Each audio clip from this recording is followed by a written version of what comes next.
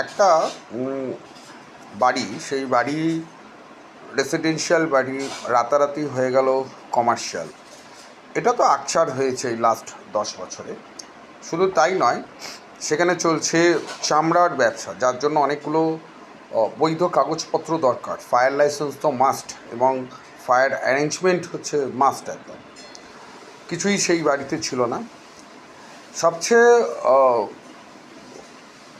বড় বিষয় হলো যে যেখানে লেবাররা মানে শ্রমিকরা কাজ করছিলেন, সেই শ্রমিকরা যাদের যে কোনো ব্যবসার মূলধন যাদের বলা হয়, অর্থাৎ শ্রমিকরা যে কাজ করেন তারই আউটপুটটা ওনাররা পায়, তাদেরকে তালাবন্দি করে রাখা হয়েছে। তার কারণ হচ্ছে যে চামড়ার যে ব্যাগ তৈরি হচ্ছিল, সেই ব্যাগটা যাতে করে তারা চুরি না করতে পারে, মানে নিজের শ্রমিকের ওপরও তার আস্থা নেই।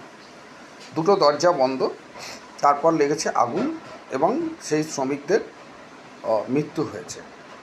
সেই বাড়িটা, গোটা বাড়িটা হচ্ছে ইললিগাল। সেটা যদি ভেঙে দেওয়া হয়, সেখানে কিছু কিছু মানুষ আমি দেখছি, বিশেষ করে লেফটিস্টরা সেখানে মানবাধিকার কথা তুলছেন। তারা যে শ্রমিক দরদি যে দল, তারা একবারও চিন্তা করছে না এই শ্রমিকগুলোর কী হবে, কীভাবে তাদেরকে ঘরের মধ্যে বন্দি করে কাজ করানো হচ্ছিল। এবং সেই প্রভাব, ইলেকশন হয়ে গেছে, সরকার বদল হয়ে গেছে, কিন্তু এদের সেই প্রভাবশালীদের প্রভাব এখনও যায়নি। বাড়িটাকে সম্পূর্ণ গুঁড়িয়ে দেওয়া হয়েছে। এবং কলকাতা কর্পোরেশন যে জিরো টলারেন্স নীতি নিয়েছে, সেই নীতি অনুযায়ী কোনো বেআইনি বাড়িকে ছাড়া হবে না। ছাড়া হবে না কী অর্থে? যে সমস্ত বেআইনি বাড়ি, আমাদের 1980 সালে কলকাতা কর্পোরেশন আইন তৈরি হয়েছিল। এই আইনটা আগে কোন আইন ছিল? সেই বিধানচন্দ্র রায়ের সময়কার কর্পোরেশনের নতুন আইন তৈরি হয়েছিল 1955-তে। সেইটাকে কভার আপ করে 1980 সালের আইন তৈরি হয়েছিল, এবং 1990 সালের আমাদের বিল্ডিং রুলস তৈরি হয়েছিল, অর্থাৎ বাড়ি বানাতে গেলে যে নিয়মকানুনগুলো মানতে হবে। 90-এর থেকে 20 বছর আগে, অর্থাৎ 1970, এই 1970-এর সালেতে, তার আগে অনেকেই যারা বাড়ি করেছেন তাদের বিল্ডিং প্ল্যান, যেহেতু কলকাতা কর্পোরেশন সেই সময় রেকর্ড অত ভালো করে রেকর্ড করা হতো না, তবুও প্ল্যান পাওয়া যায় না, মিথ্যে কথা বলবো না। 1972 বা 70-এর আগে অনেকেই বিনা প্ল্যানে বাড়ি করে ফেলেছিল। কলকাতা হাইকোর্টের একটা নির্দেশ আছে যে 1972 সালে যাদের আইবি রেকর্ড, অর্থাৎ ট্যাক্স দিচ্ছেন, আইবিতে যা যা তোলা আছে, কটা ঘর, কটা বারান্দা, বাথরুম, সেই অনুযায়ী যদি বাড়ি থাকে সেইগুলোকে লিগ্যালিটি দেওয়া হবে, প্ল্যান না থাকবে। কিন্তু 72-এর পরে যে বাড়িগুলো হয়েছে এবং তার কোনো প্ল্যান নেই, সেই সব বাড়িগুলো যেটুকুনি লিগ্যালিটি পাওয়া যাবে 72-এর, বাদবাকি কিন্তু বেআইনি হিসেবে ঘোষিত হবে। এটা বরাবরই আছে। এখন কলকাতা যদি আমরা এইভাবে একটা পলিসি করি, তো তাহলে দেখব কলকাতা পুরো ফাঁকা হয়ে যাবে, ফাঁকা।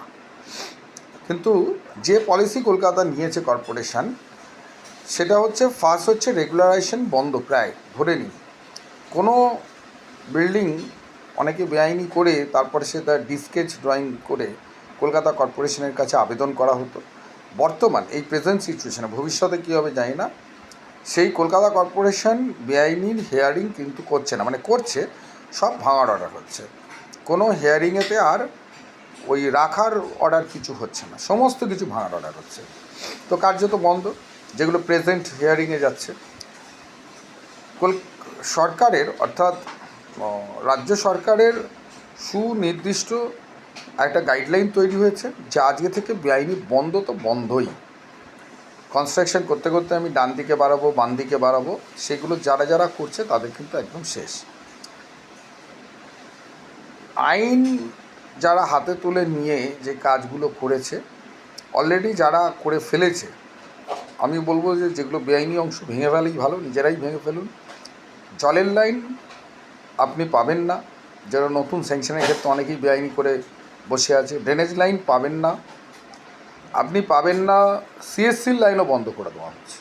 অর্থাৎ বেআইনি যারা করেছেন তারা কিন্তু এটা একটা ওয়ার্নিং, যদি আপনারা তাও না শুধরুন তো তাহলে বিল্ডিং ওই অবস্থাতেই পড়ে থাকবে।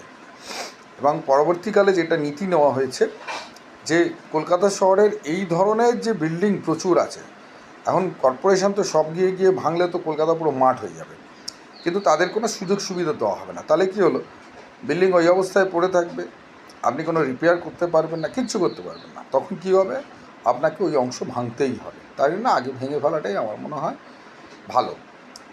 এবং কলকাতা কর্পোরেশনের এখন পৌর বোর্ড চলছে তৃণমূল সরকার, মানে তৃণমূল অতীত হয়ে গেছে, তাদের পৌর বোর্ডটা চলছে। কিন্তু এই পৌর বোর্ডের কলকাতার 1 থেকে 144 নম্বর কাউন্সিলরদের, মানে হাতে গোনা কিছু কাউন্সিলর যারা চুরি জোচ্চুরির মধ্যে ছিলেন না, তারাই একমাত্র কর্পোরেশনে আসছেন, আর মেয়র আসছেন ফেরাত হাকিম স্যার, বাদবাকি পুরো কর্পোরেশন ফাঁকা। এই অবস্থায় কলকাতা কর্পোরেশন চলছে।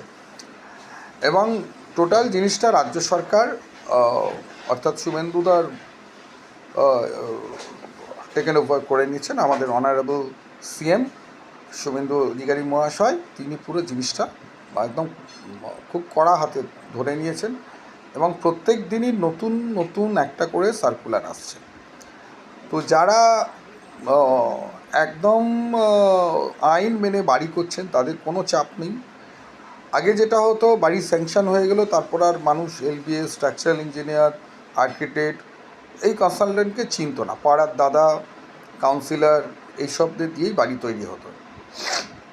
তো তারা এখন ফাঁপড়ে, তারা এখন কেউ আর কর্পোরেশনে যাচ্ছে না। তো আপনাদের অনুরোধ, আপনার বাড়ি তৈরি করতে গেলে কলকাতা কর্পোরেশনের এমপ্যানেলড যে এলবিএস বা স্ট্রাকচারাল ইঞ্জিনিয়ার আছে, কলকাতা কর্পোরেশনের ওয়েবসাইটে যাবেন, ফাইন্ড এলবিএসে যাবেন, ক্লাস 1-এ যাবেন, গিয়ে নাম সার্চ করবেন, যারই নাম, ধরুন অংশুমান সরকার লিখলেন, দেখবেন পোর্টালেতে নাম চলে আসছে। স্ট্রাকচারাল ইঞ্জিনিয়ার যাবেন, ক্লাস 1 লিখবেন, নাম দেবেন, সেম জিনিস, যারই নাম আপনার মনে হলো যে অংশুমান করছে, অংশুমানের নাম দেবেন, দেখে নেবেন হ্যাঁ অংশুমান সরকার স্ট্রাকচারাল ইঞ্জিনিয়ার আছে কি না, অংশুমান সরকার এলবিএস আছে কি না। এরকম প্রচুর এলবিএস আছেন। আপনার যাকে মনে হবে সেই কনসালটেন্টকে অ্যাপয়েন্ট করে কাজ করবেন, এবং পুরো কাজটা যেটা দায়িত্বে আইনে যেটা বলা আছে পুরো কাজটা তার তত্ত্বাবধানে হবে, যেটা এতদিন হচ্ছিল না, করা যাচ্ছিল না, আমরা করতে পারছিলাম। তো বেআইনি টোটালি বন্ধ করুন। বেআইনি আমাদের শহরটাকে নষ্ট করে দিচ্ছে। যে মানুষগুলো বেআইনি বাড়িগুলো কিনছে, সেই বাড়িগুলোর স্ট্রাকচারাল স্টেবিলিটি কী অবস্থায় আছে কেউ জানে না। ভগবান না করুক একটা যদি ভয়ঙ্কর ভূমিকম্প এখানে হয়, তো কলকাতা শহর কিন্তু ধুলোয় মিশে যাবে। তো বিষয়গুলো আপনাদের পরিষ্কার করে দিলাম, আশা করব জিনিসগুলো বুঝতে পেরেছেন। আমি আবার ফিরে আসবো কলকাতা কর্পোরেশনের বিভিন্ন নিউজ নিয়ে। ফলো করুন, শেয়ার করুন। Thank you.